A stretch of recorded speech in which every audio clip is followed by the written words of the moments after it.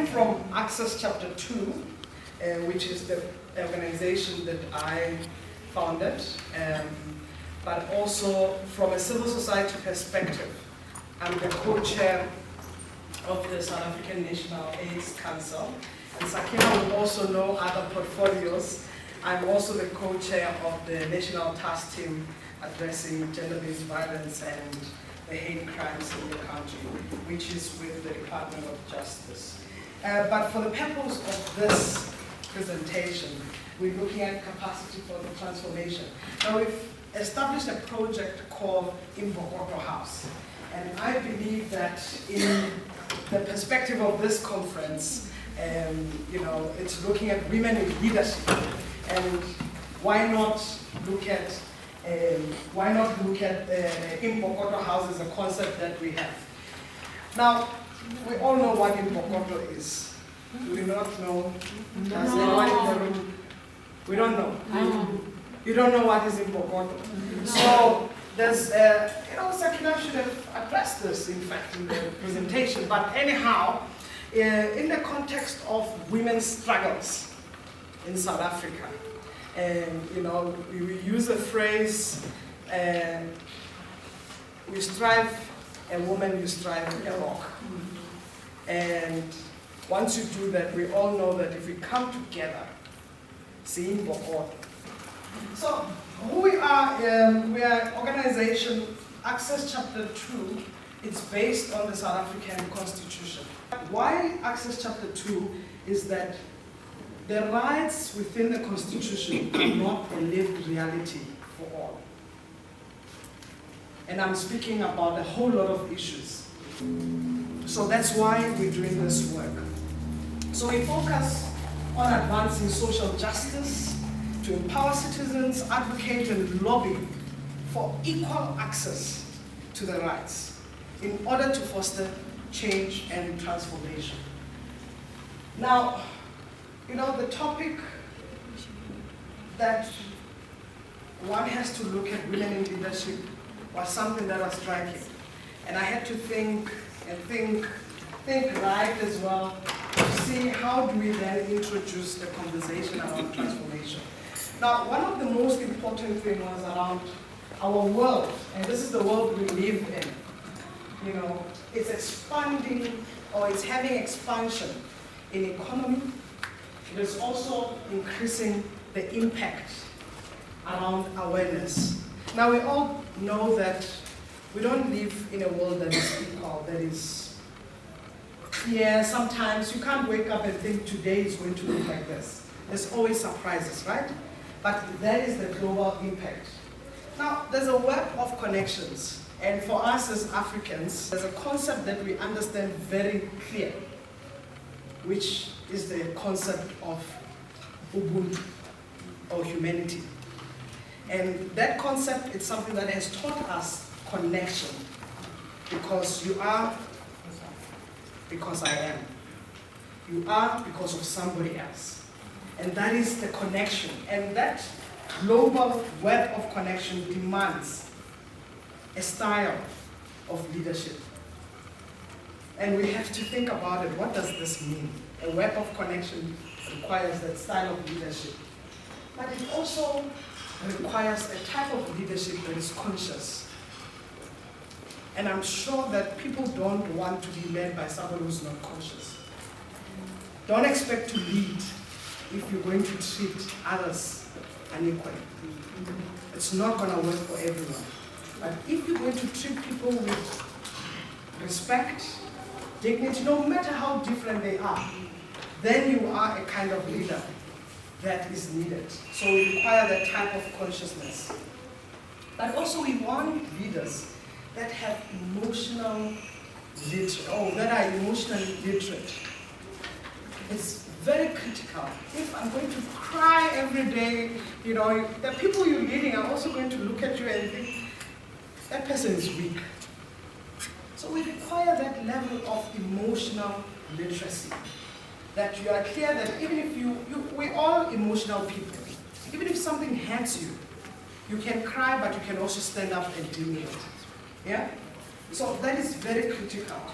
Now, also the world that we live in pioneers the forces that lead from a place of global perspective and enterprise thinking. And I think this applies a lot to those who are entrepreneurs or who are social activists.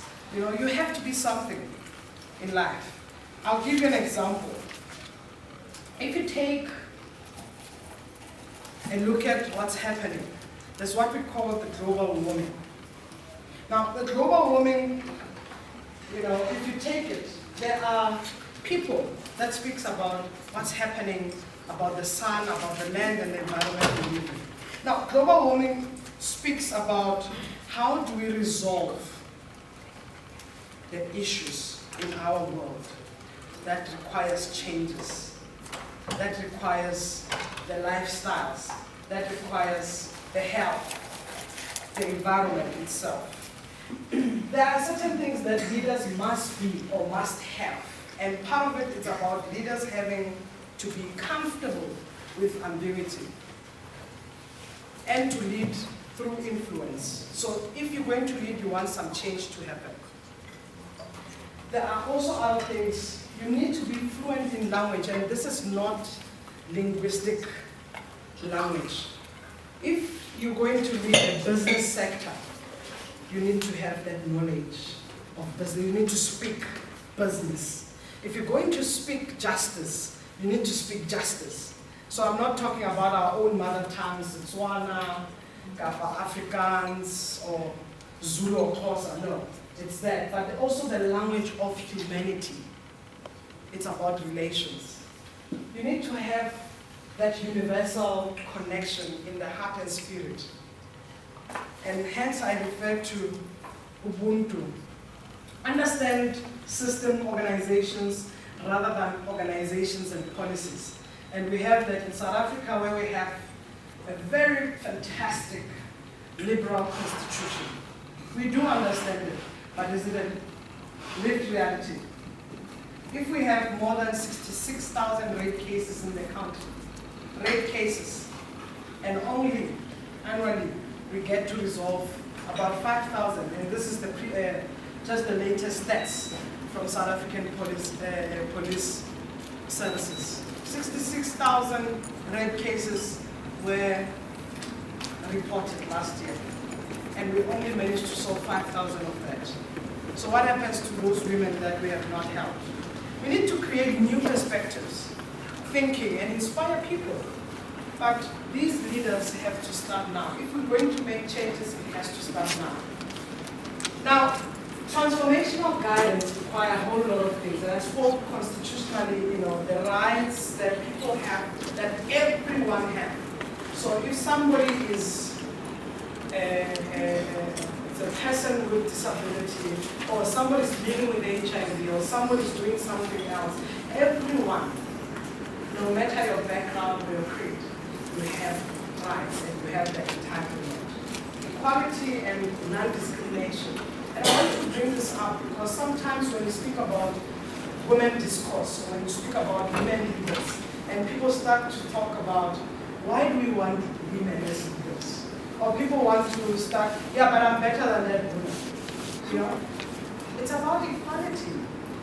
We never had that. And you know, I see we've got two gentlemen in the house, or three, with a cameraman, of course.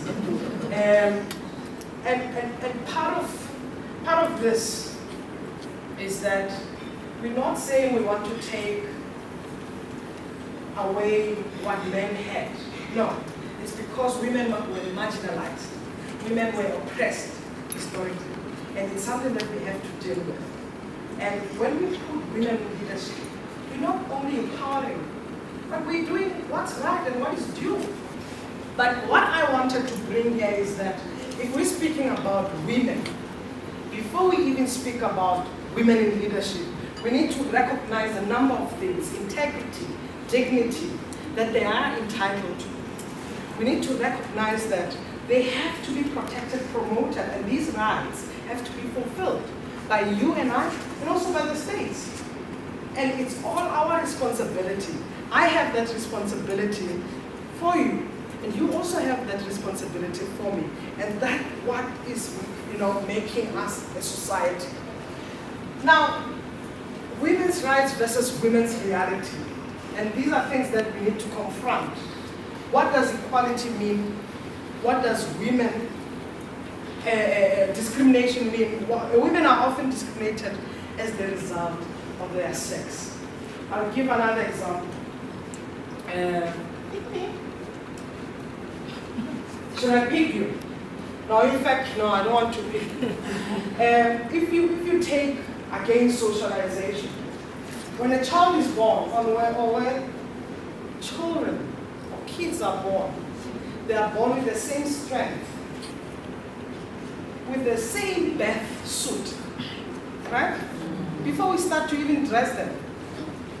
But they're born with the same suit. If you go to a 1-month-old, whether they are female or they are male, when you use your small finger to hold that hand, they've got the same strength.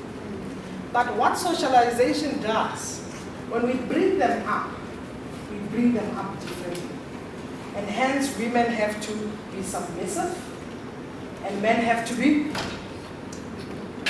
The reason I've put sexual reproductive health and rights, and I like the fact that we had, and I'm glad that I managed to join in the last part of the conversation, sex workers. And when people are saying that, no, but, people are abused, people, this is my body. I will choose what I want to do with it. Do we get that? This is bodily integrity. I choose if I want to be a sex worker. If I don't want to be a sex worker, I'll do something else. Again, I choose. Because the way we look at things from a morality point of view. And leadership doesn't mean like posts like ministers or premiers. I'm also talking about a simple chair of a committee or a simple women committee in a clinic or a committee in a clinic in our township. Every level, if we have women, we don't support them similarly as we support men. In fact, when men chair, we want to be there in time. We want to dress smart. We want to do all these things. But with our own women, whoo, guys. But again, also with the economic advancement, there are quite a number of things that really generate more emotions. Africans, and I'm speaking with authority because I'm an African. Africans, certain things generate emotions when we speak about women. Rights, culture, religion. These three things, they generate emotions. Culturally, a woman has to be like this. And if you do something else different in your own clan, you're not respecting our culture. Religion, women has to do 1, 2, 3. If you don't do it, you are going against religion. It's an African. Human rights. Who said women have rights? Yeah? But these three things, it's going to require you and I to unpack and talk about.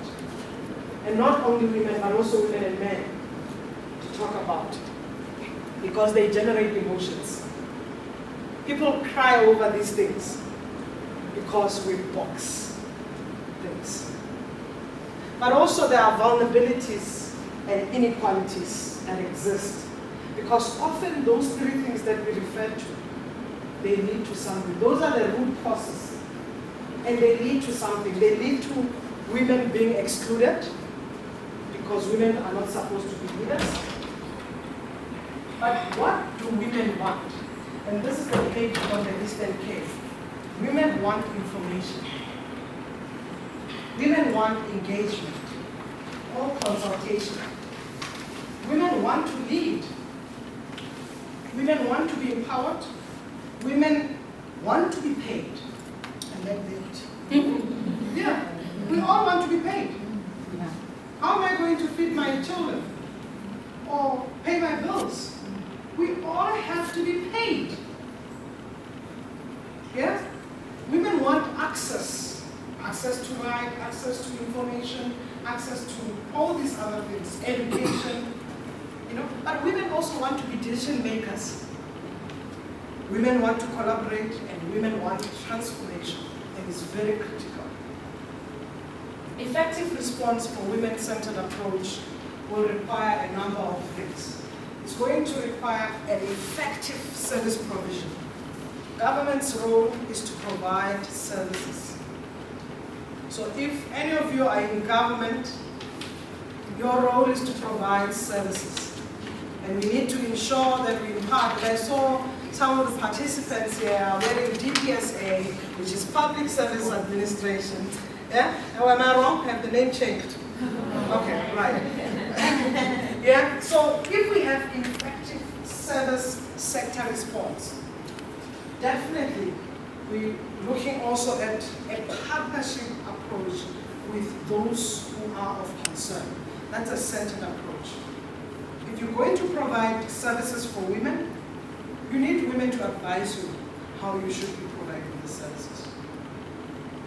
But also respects human rights, and that really is a response of meaningful, because everyone has been consulted and will provide those effective services. And part of this ensures the transformational leadership from a service point of view, but also from that leadership. You need to be your own leader as a person. If I don't lead this body, nobody else will. So I have to be my own leader for that matter. And all of this will require a well-coordinated approach to it. There are positive developments in the country that we have. You know, women in leadership and recognitions. In fact, Sakina last week was in a committee, adjudicating committee. And one of the projects that I'm working with just had an award for service excellence and execution. I didn't know till I got to the events itself, and oh, Sakina, you're here, you know. But anyhow, I mean that is part of recognition. If someone is doing good, it doesn't have to also wait for awards or wait for an event. If you are doing good, sometimes a thank you or well done is something that we need. Just that recognition will take us a long way. Gender equality, you know. So in this room, because this is a women in leadership, we don't have both genders in the house, or you know, or even three genders. Do we all know we have three genders? Eh? I do. I know I'm confusing a number of people, but there's words such as transgender, which is really the transitioning aspect. Skills development, gender barometers, economic development, women's structures in government, civil society, and also in private sector. There's growth in leadership locally and globally as well. Yeah? Now, in conclusion, is that all of this requires a number of things. Transformation requires a number of things. It requires partnership, commitment, investment. If a woman has started a project, we need to all invest financially, but also invest in our time. And this is the kind of support we're talking about. We need programs, we need leadership and empowerment. And this is part of a meaningful involvement of women that will ensure respect, dignity, rights, Ubuntu, and transformational leadership by women. Thank you.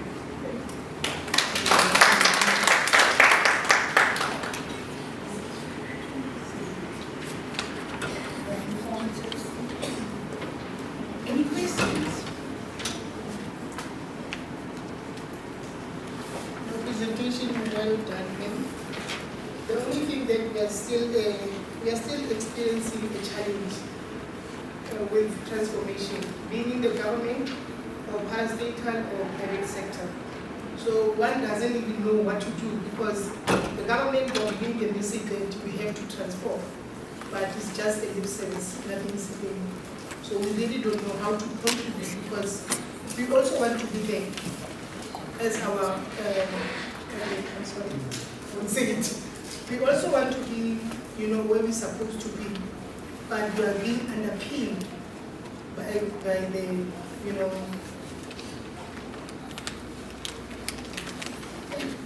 okay, by our opposition parties, not politicians, like the men that are dominating in the organization. So how do we really get to find our way? Because government is teaching that. They are just saying it in our organizations, but nothing is happening. Okay, let me take another one and I'll respond to it. Oh, I'll take two and I'll come back to you. Okay. You spoke about the fear of children. And I just wanted to check. Are you doing something with the education sector? Because I'll give you an example. Kids were asked what do they want to be when they grow up. And this boy said he wanted to cook like his father. And everybody laughed. It's like, a man cooking. And even older people like the teachers and I was really annoyed. But anyway, everybody thought this boy was out of his mind. How can he want to cook when he's a man? So I just want to understand from an educational point of view, how do we teach these kids to understand that all careers are for all of us, which will make them also understand that we are equal in every manner. But if somebody will say, I want to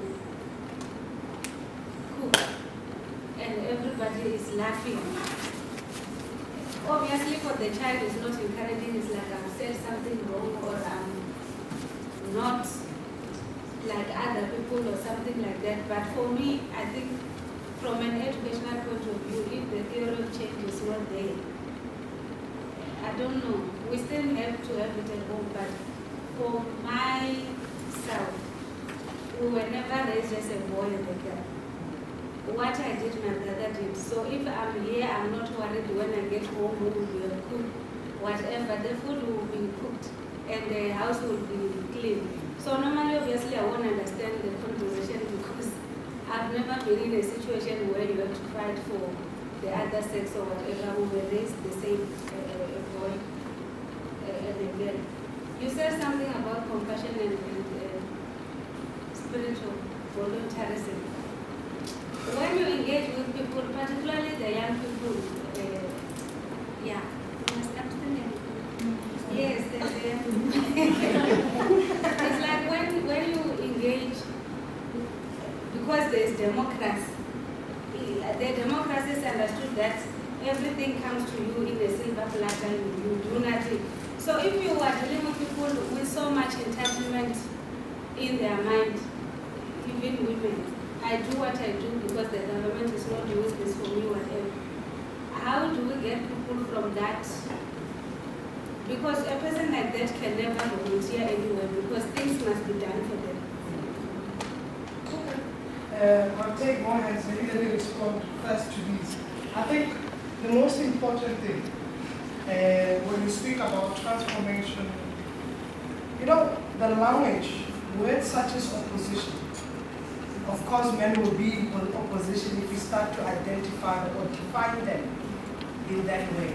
Because it's like you try, why is one opposition?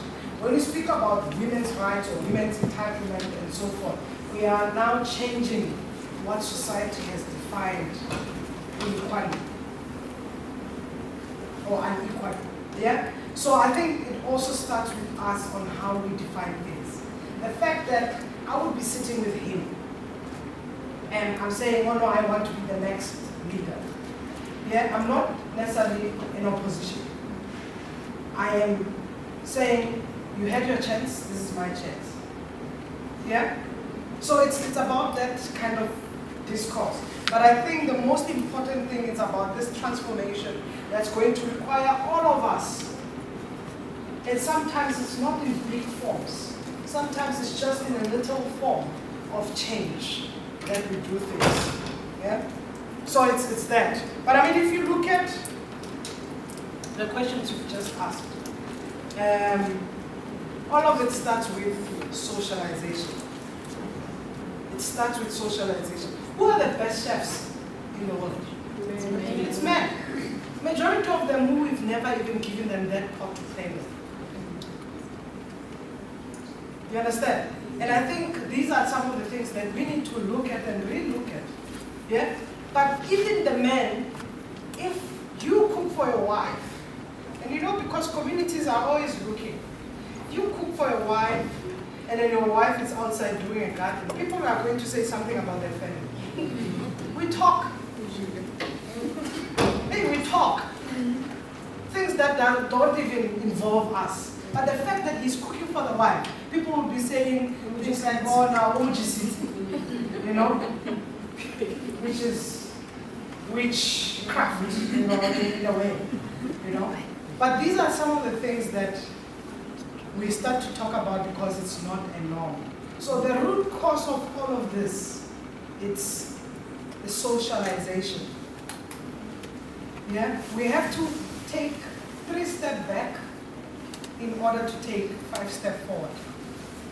We need to address certain things that we never did right. And it was because of how we viewed or how we interpreted religion, how we interpreted culture, how we interpreted human rights. When we speak about equality, it's about getting that women right, pay that person right. Yeah? So it's about that. The other thing, you know, if you speak about spirit of heart, compassion, volunteerism, and I started with what Einstein said, that the way we create problems will not require the same, the way we solve problems will not require the same thinking or the old thinking. So the spirit of compassion might be different to what these young people see. So we need or we lack innovations. If you want young people to volunteer, speak to them. Find ways on how they're going to volunteer. Use music, use art. Don't give them papers to go around asking questions. They want cell phones. Tick, tick. They're done. We need innovation, even in volunteerism. So if you expect people to be hands-on, to be involved and so forth, let's look at different ways. Yeah? Everyone, because I've helped you, even my neighbor, it's volunteering. Yeah? So those things are very crucial. Let me take your... Thank you for thought-provoking presentation. As you were speaking, what to me comes to mind, it's one of the challenges which I think females or women experience in the workplace, and both private and public sector alike, is the compliance. I think both sectors, they focus more on the compliance figures. They tick, yes, we've met. We are meeting the employment equity and so forth, we are lifting women. But when you actually look down, or further, deeper, or as we engage with people, you spoke about pulling her down. The enabling, the environment is not at all enabling, is not at all conducive for women to perform to their best. Number one, or probably some of the examples, I can just make one. A woman is a woman by nature. It's a mother. It's a home person. And this family figure that is now up the ladder, a random, awkward times meeting are called, and she's expected to be there. And yet, around 8, she's now taking care of homeworks and other stuff. And in the institutions, it's either you now make a choice, either to be there. If you're not there, yes, our counterparts, our colleagues, they may not say anything directly, but the actions will say it much louder. That it's either it's viewed as performing as non-performance, or it's viewed as defying the instructions. So from your experiences, really, without dealing with figures, how best can we, as South African, I'm not going to refer only to the public sector, because I engage with a number of from different sectors, like I said. But what could be this best really for us to start to move, or creating support that is necessary for these women to compete fairly with their partners? So there are two things you've raised there. One is requirement systems, all that, and the other one is how best to support one another. Let me also give you an example that when you have, activists like us, we are often in the streets or in court, or if we see inequalities, we deal with it right there. Yeah? Inequality, you deal with it right there. If you don't address it, it's going to grow. Yeah? And when it grows, it becomes something else, blows right in our faces back. Yeah? So, part of why there are continuous problems, even women, just in space of women, when we see women fighting against the rape case, or when we see women taking government to court, or when we see women doing something else, and we start saying, oh, those ones like making noise. Because why? It's not in your space. One day, when it comes into your own household, you're going to need the very same women that make noise. Yeah? These are things that you do. That pull down syndrome doesn't only start internally, even there. Even just looking by others, we are not building solidarity. We often don't do that. When we say women have to come to, in fact, right now there's an even emerging movement where men support women issues more than women. We've heard about Brothers for Life, all of these things. There's an emerging. Men are saying we are in solidarity with women, and women are all quiet. But what you're raising is some of the realities about procurement systems as well. That even if you've complied with everything, there will be people who would be like, I'm going for this position. People don't want to. It's that negativity. And hence we need a positive view of life. We need a different ways of seeing things. And that will require that. Some of these things don't require you going to University of Pretoria or going back to school. No, it's that humanity, the spirit of humanity, of compassion, of understanding, of supporting one another. It's those kind of challenges. But also we will still have problems. The world will never be perfect. Because can you imagine if at all of us will live in a world that is perfect? We all would not be sitting here.